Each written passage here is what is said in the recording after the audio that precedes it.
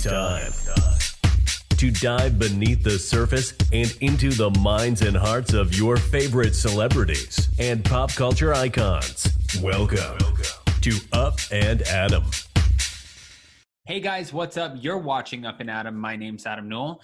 And for those of you who don't know me, I'm the guy bringing you guys all the weekly interviews and recaps from your favorite celebrities and pop culture influencers.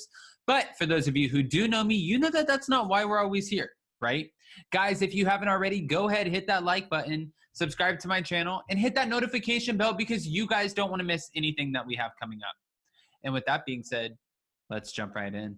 All right, guys, so we are back to talk about another Erika Jane, Erika Girardi, Erika Chahoy, call her what you want to call her, but we know her by the first name of Erika, and she's going through a divorce with a very high-powered, well-known attorney, Mr. Girardi. Mr. Thomas Girardi and her are going through a divorce, and sure, it's probably going to get ugly eventually, but in the meantime, everyone is so focused on Mr. Girardi's cases, whether it's alleged embezzlement, being kicked out of his own house, being evicted, being appointed 2 trustees, having his own brother Robert take conservatorship of him, saying that his mental health is deteriorating and that he has short-term memory loss and can't quite comprehend exactly what's going on, and also pretty much expressing the fact that there is about $80 million allegedly missing from the Girardis.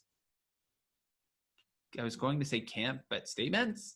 Guys, this case or these cases have been so insane, and it seems like every single time that we turn around, there's more and more that comes out in the headlines, in the news, whether it's Reality Blurb, Reality T, Page 6, Bravo, People Magazine. The point is, TMZ doesn't matter. It's all coming out. It seems like it's one thing after another, and what we do know is, obviously, we've shared this, Erika Girardi is staying in her own little, and it's not even little, but home off to the side while Mr. Girardi is being taken care of by his brother and people who are close to him.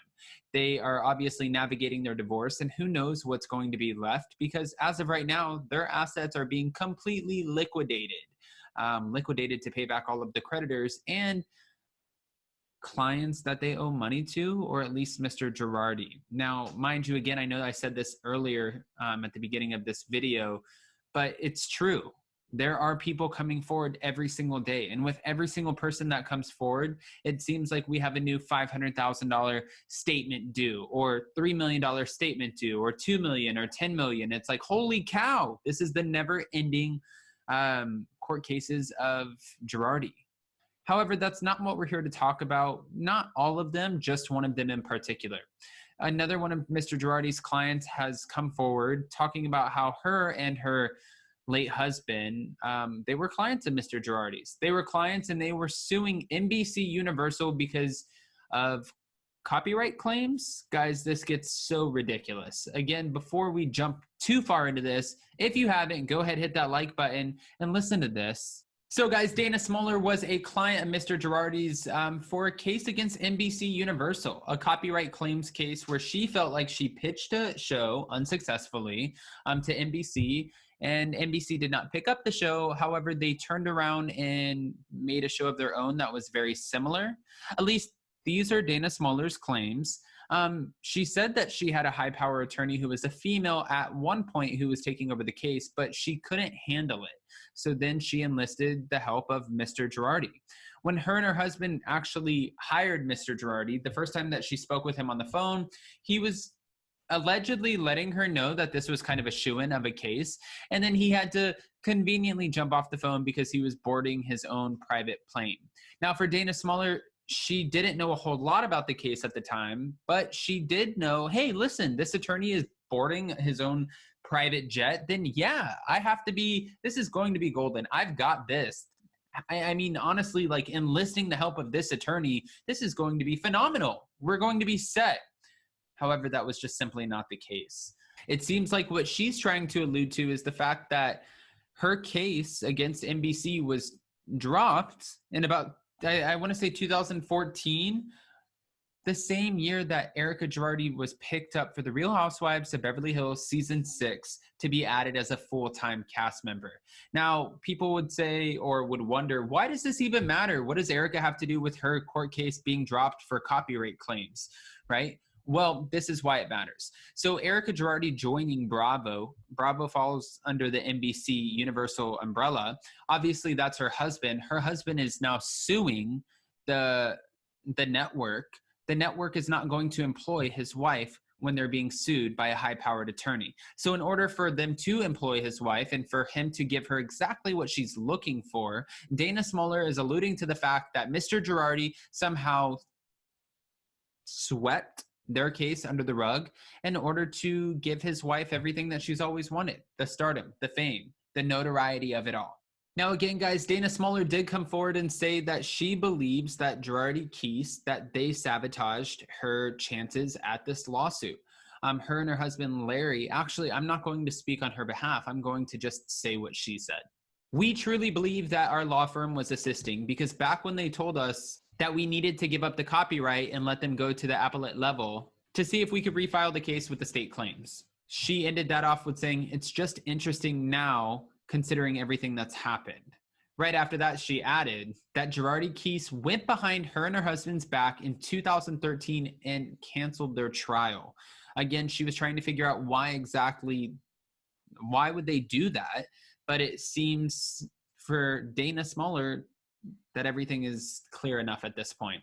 She feels like now, watching Erika Girardi on The Real Housewives of Beverly Hills, she knows why her case was thrown out. She knows why Mr. Girardi didn't properly represent her, at least in her eyes. This is all alleged, of course. She has her feelings about it, and she came out and she talked about it. Dana said that her and her husband were actually blacklisted from Hollywood pretty much immediately, and even the firm being Tom Girardi's firm, she said that they were very derogatory towards them, that they ended up cutting them off. But what she didn't necessarily understand is, why am I being blacklisted? She said that his wife benefited and so did he. He's being embraced by the network. All of a sudden, his wife is on the cover of People magazine. She's being picked up left and right for brand ambassador deals, and she's on Dancing with the Stars. Why are the Girardis being so embraced while this family off to the side is just being kind of brushed under the rug? How fair is that? Now, again, she has her own feelings as to why things worked out the way that they did, but she is just one of the many people coming forward against the Girardis, slowly, one by one, coming out and letting us know how they feel and how they feel they've been wronged over time. Dana Smoller feels like not only did she get screwed over in the case against NBC when she was trying to pitch or sell her show, Ghost Expeditions Haunted, but then NBC turned around. Not only did they not pick up the show, buy the show, give them any money, they turned around and made a very similar show, at least this is how Dana feels, called Sci-Fi's Ghost Hunters.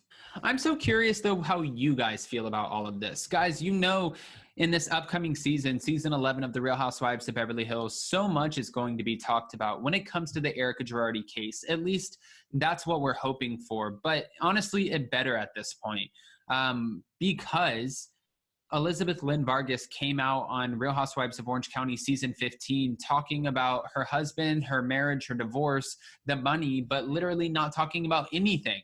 Talking about everything, but not talking about anything. Almost like being a jack of all trades, but not being a master of any. That's what it felt like.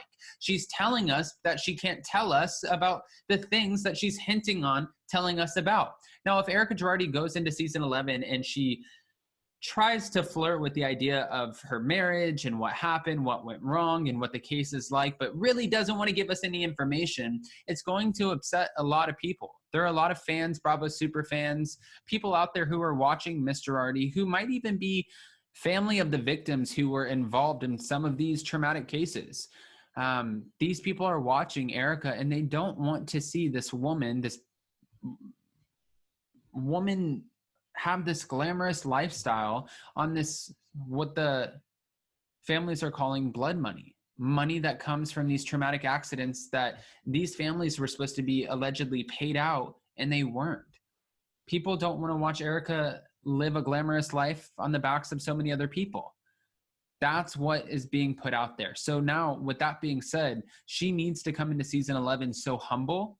She needs to come into season 11 sharing her story, letting us know what exactly is going on, what's right and what's wrong. And I know that's a tall order, and a lot of people are going to say, she doesn't need to tell us anything. But guys, she does. Only because, and I know she asked for her privacy, It's very simple. You were on the Real Housewives of Beverly Hills. You signed a contract with NBC Universal. In that contract of joining a reality TV show, you are choosing to, in somewhat real time, but really not really, open up your lives, show us your relationships, the goods, the bad, show us the journeys that you're going through, whether they're financial or trying to start a family or a new business or repairing a rift within some sort of relationship that you have. Whatever the case is, you sign up for that. You sign up for it, and 9 times out of 10, you get a very hefty paycheck that comes along with that. So Erika agreed to do just that. Now, do I feel bad that she has to open up and let us know everything? Yeah, a little bit. But at the same time, I wish I had the same paycheck that she was cashing in order to do that. So it's kind of like devil's advocate here, guys.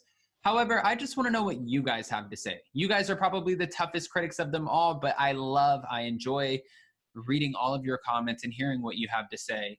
Let me know what you think about this latest person coming forward against the Girardis, how she feels like she was wronged after having a story concept, a show concept that she was trying to pitch to NBC. NBC turned around and started a similar show, at least that's what Dana Smoller says, and she hired Mr. Girardi Keese, the law firm, to represent her. However, they went behind her back allegedly and canceled the trial the same year that Erika Girardi joined the Real Housewives of Beverly Hills. So she feels like there was something going on behind the scenes here and that they did not get a fair go of things.